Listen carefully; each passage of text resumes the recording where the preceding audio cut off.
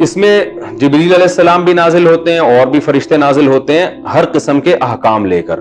وہ احکام میں کیا ہوتا ہے کہ اللہ تعالیٰ کی طرف سے تقدیر کے فیصلے بھی ہوتے ہیں کہ اس سال کون مرے گا کون جیے گا. تو اللہ فرشتوں کو کہتے ہیں جاؤ زمین پہ یہ کام ڈیوائیڈ کر دو اور جو جس کو اٹھانا ہے اٹھا لو, جس کے رزق میں برکت دینی ہے اس کو رزق کے فیصلے کر دو. اب اصل جو تقدیر ہے نا وہ تو اللہ نے لوح محفوظ میں بہت پہلے لکھ دی ہے, اس میں کبھی بھی کوئی تبدیلی نہیں ہو سکتی. دعا بھی اسی تقدیر کا حصہ ہے. جیسے اللہ نے کسی کے بارے میں لکھ دیا نا کہ اس کو روزی ملے گی, اب اس کو روزی مل نہیں رہی ہوتی تو اللہ سے دعائیں مانگتا ہے اور روزی ملنا شروع ہو جاتی ہے. تو اصل تقدیر میں لکھا ہوتا ہے کہ اس کو روزی ملے گی نہیں, یہ دعائیں مانگے گا, اس دعا کی وجہ سے اس کی روزی میں برکت ہو جائے گی. تو وہ ہر چیز یعنی آپ کا عمل بھی پہلے سے طے شدہ ہے, حتیٰ کہ جنت اور جہنم بھی پہلے سے طے شدہ ہے. یعنی اس میں لکھا ہوا ہوتا ہے کہ یہ انسان, اس کے پاس پیغمبر آئیں گے, اس کو سیدھی راستہ بتائیں گے, یہ اپنے اختیار سے غلط راستہ اختیار کرے گا اور بالآخر جہنم میں جائے گا. تو اب اس میں ظلم اس لیے نہیں ہے کہ اللہ کا علم کامل ہے, اللہ کو پتا ہے کہ میں جب آزماؤں گا تو کون آزمائش میں پورا اترے گا اور کون اس آزمائش میں ناکام ہوگا. تو اللہ کا علم کامل ہے نا, اس لیے بعض علماء کہتے ہیں کہ تقدیر اللہ کے علم کا نام بھی ہے, تو اس حساب سے ہر چیز لکھی ہوئی ہے. اب سوال یہ پیدا ہوتا ہے, لوگ یہاں یہ اشکال کرتے ہیں پھر عمل کا فائدہ کیا؟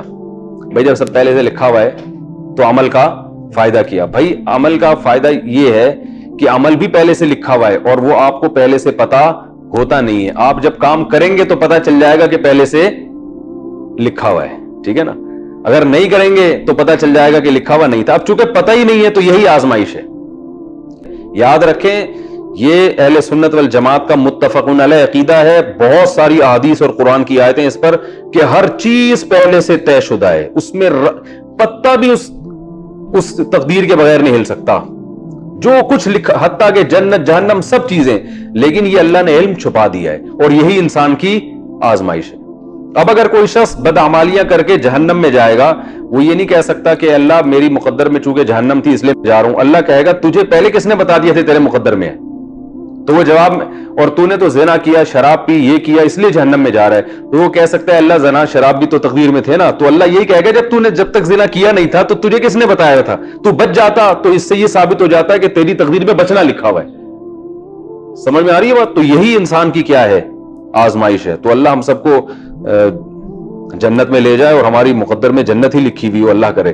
تو حدیث میں آتا ہے اعملوا فکل میسر لما خلق لہ, عمل کرو جو جس نے جہاں جانا ہے نا ویسے اعمال کرے گا وہ. تو اس لیے اب اور کیسے اعمال ہم کریں گے ہمیں پتہ نہیں ہے, تو اچھے کر کے دیکھ لو پتہ چل جائے گا, اچھے ہونا شروع ہو جائیں گے, ٹھیک ہے نا. برے کر کے دیکھو تو پتہ چل جائے گا کون سے اعمال ہو رہے ہیں برے. اب جیسے صبح سحری کی ہوگی آپ لوگوں نے, تقدیر میں لکھی ہوئی تھی نا, لیکن یہ سحری کرنے کے بعد پتہ چلا کہ لکھی ہوئی تھی. اگر آپ صبح بیٹھے رہتے, گھر والے پراٹھا لا کے رکھتے, کھا لو سحری کر لو, آپ کہتے تقدیر میں لکھا ہوا ہوگا تو کھاؤں گا, نہیں لکھا ہوا ہوگا تو نہیں کھاؤں گا, تو نہیں کھاتے. جب ٹائم گزر جاتا تو پتہ چل جاتا تقدیر میں لکھا ہوا تھا کہ نہیں. تو جیسے تقدیر دنیا کے کسی جرم میں عذر قابل عذر نہیں ہے, اور کوئی دنیا میں ایسا نہیں دیکھا جو تقدیر کی بیس پر دنیاوی اسباب چھوڑ دیتا ہو, تو ایسے اخروی اسباب بھی چھوڑنے کی اجازت نہیں ہے.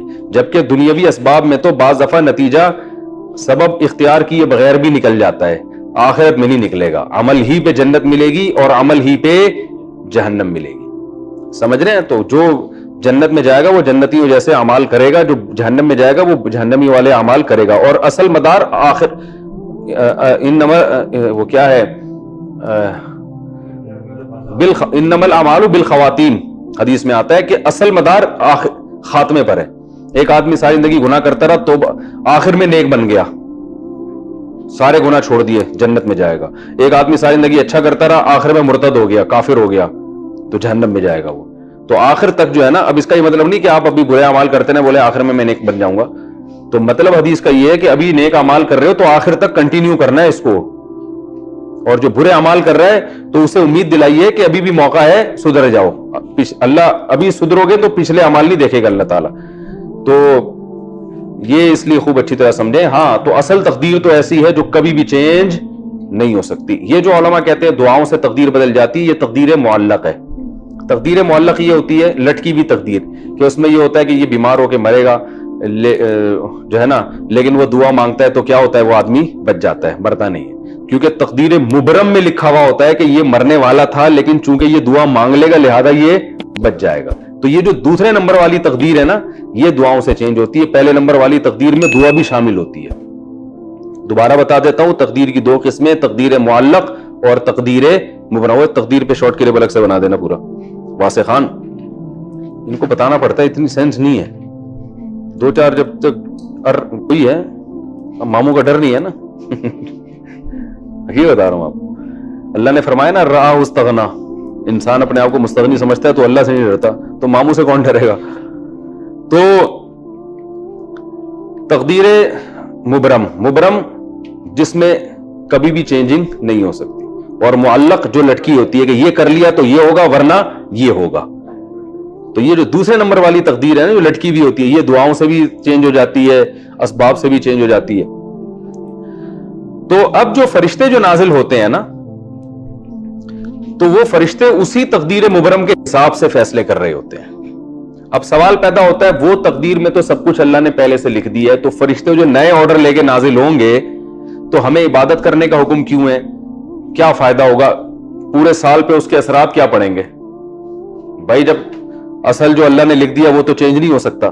تو یاد رکھیں، جب لیلۃ القدر میں کوئی عبادت کرتا ہے، دعائیں مانگتا ہے، تو تقدیر معلق میں تو یہ ہوتا ہے کہ اس سال اس کو یہ حادثہ ہوگا، یہ نقصان ہوگا، لیکن جو لیلۃ القدر میں دعائیں مانگے گا، اچھے اعمال کرے گا، اس کے ساتھ یہ حادثہ نہیں ہوگا۔ اور تقدیر مبرم میں لکھا ہوتا ہے کہ یہ دعائیں مانگے گا، لہذا ہم پہلے سے لکھ دیتے ہیں کہ اس کے ساتھ یہ حادثہ نہیں ہوگا۔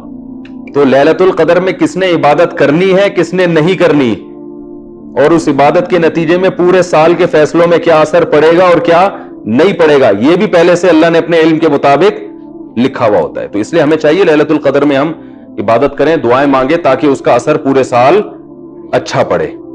ٹھیک ہے نا؟ یہ بھی ایک لیلۃ القدر کا فائدہ ہے کہ کیونکہ اس میں فرشتے نازل ہوتے ہیں، تو وہ اللہ کے فیصلوں کے ساتھ، تو فیصلہ ظاہر ہے جو اچھے کام کرے گا اس کے حق میں اچھے فیصلے ہوتے ہیں، جو برے کام کرتا ہے اس کے حق میں برے فیصلے۔ اس لیے علماء کہتے ہیں کہ لیلۃ القدر کی رات میں گناہ کرنا یہ بہت بڑی تباہی ہے، کیونکہ آپ اس وقت میں برائیاں کر رہے ہو جب آپ کے پورے سال کے فیصلے ہو رہے ہیں۔